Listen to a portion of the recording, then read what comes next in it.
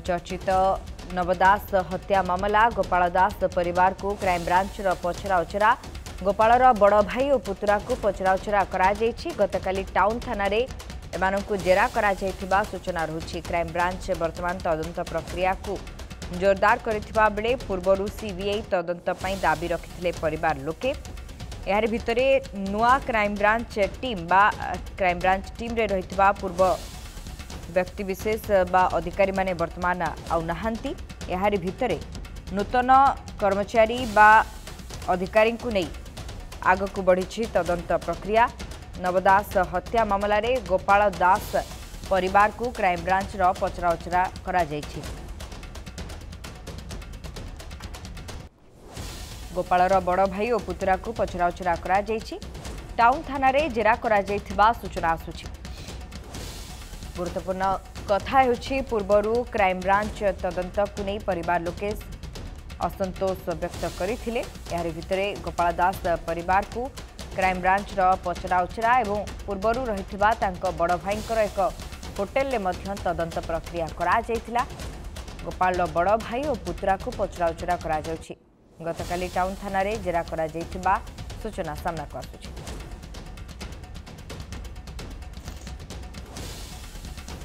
पूर्वरु crime branch मध्य नवदास को पुओ एवं झील को नोटिस करथिले।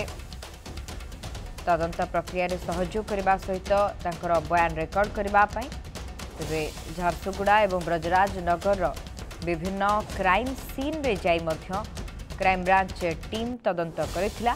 एयरपोर्ट हॉस्पिटल एवं ब्रजराज नगर नवदास हत्या समयर घटना जोठारे घटिथिला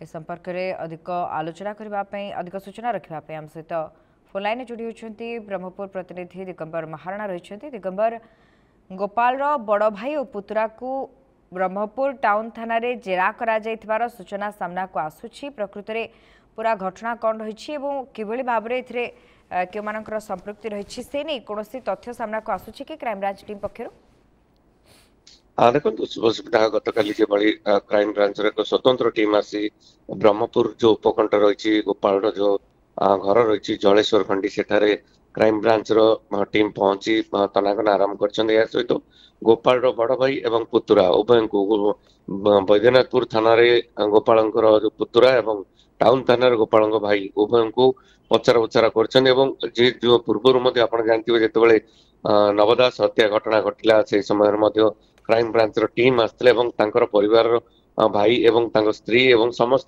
स्थानीय लोक पचरा उचरा करते।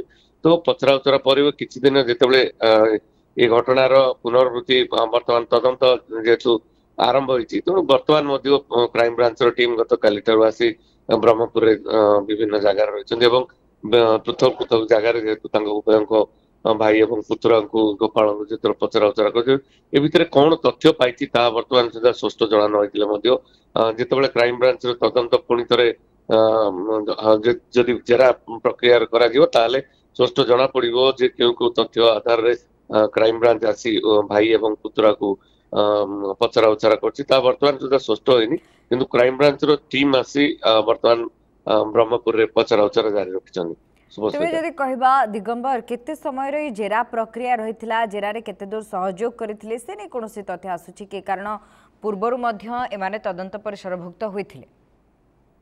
देखंतु जेतु गत काली जेतेबेले पहुंचथिले क्राइम ब्रांच रो टीम जेतेबेले पहुंचथिले समस्त को भीतर गोटे जेतु नवदासंकर जेतु जहाँ को हत्याकारी कह जाउछि गोपाल दास से वर्तमान जेल रे अछन्ती परिवार एवं भाई भाई को जेतेबेले पचरा उचरा कर से समय गोपाल दास को जितेबाला मानसिक विकृत रही जहाँ जना पड़ा ब्रह्मपुर औषध कौन बस जोगे सेठा पठा जाता सहित डाक्तर पचरा उचरा करते से समय वर्तमान कौन सुराग पाइबापी गोपाल पुतुरा एवं बड़ भाई जेहेतु बड़ भाई गोपाल दास पाखे रोते से समय तो वर्तमान କ୍ରାଇମ ବ୍ରାଞ୍ଚର ଟିମ୍ ଆସି ପହଞ୍ଚୁଛନ୍ତି ଏବଂ ଉଭୟଙ୍କୁ ପଚରା ଉଚରା କରୁଛନ୍ତି। ପଚରା ଉଚରା ପରେ କଣ ତଥ୍ୟ ପାଇଛନ୍ତି ତାହା ବର୍ତ୍ତମାନ ସୁଦ୍ଧା ସ୍ପଷ୍ଟ ଜଣାପଡିନି। ପରବର୍ତ୍ତୀ ସମୟରେ ଯାହା ଆମେ ତେବେ ଜଣାପଡୁଛି ଆଗାମୀ ସମୟରେ ସେମାନଙ୍କୁ ଆଉଥରେ ହାଜର କରାଯିବା ନେଇ କୌଣସି ତଥ୍ୟ ରଖୁଛନ୍ତି କି ସେମାନେ ନା ଇ ତଦନ୍ତ ପ୍ରକ୍ରିୟା ଏମାନଙ୍କୁ ପଚରା ଉଚରା ଏଇଠି ସରିଯାଇଛି? ଦେଖନ୍ତୁ ଯେହେତୁ ଉଭୟଙ୍କୁ ପୃଥକ ପୃଥକ ବୈଦ୍ୟନାଥପୁର ଥାନାରେ ଏବଂ ଟାଉନ ଥାନାରେ ଉଭୟଙ୍କୁ ପଚରା ଉଚରା କରାଯାଇଛି, ତେଣୁ କୌଣସି ତଥ୍ୟ ଯଦି ପାଇଥାଇପାରନ୍ତି ପୁନର୍ବାର ସେମାନେ ଆସି ଜେରା କରିପାରନ୍ତି। କିନ୍ତୁ ବର୍ତ୍ତମାନ ସୁଦ୍ଧା ଯେହେତୁ ଜେରା ପ୍ରକ୍ରିୟା ସରିଛି ଏବଂ ପରବର୍ତ୍ତୀ ସମୟରେ କୌଣସି ତଥ୍ୟ ପାଇଥିବ ତାହେଲେ ପୁନର୍ବାର ସେମାନେ ଆସି ଜେରା କରିବାର ଯାହା ଜଣାପଡୁଛି। କିନ୍ତୁ ବର୍ତ୍ତମାନ ଜେରା ପ୍ରକ୍ରିୟା ଶେଷ ହୋଇଥିବା ଏବଂ କ୍ରାଇମବ୍ରାଞ୍ଚ ମଧ୍ୟ ବର୍ତ୍ତମାନ ସୁଦ୍ଧା ବ୍ରହ୍ମପୁରରେ ରହିଛନ୍ତି।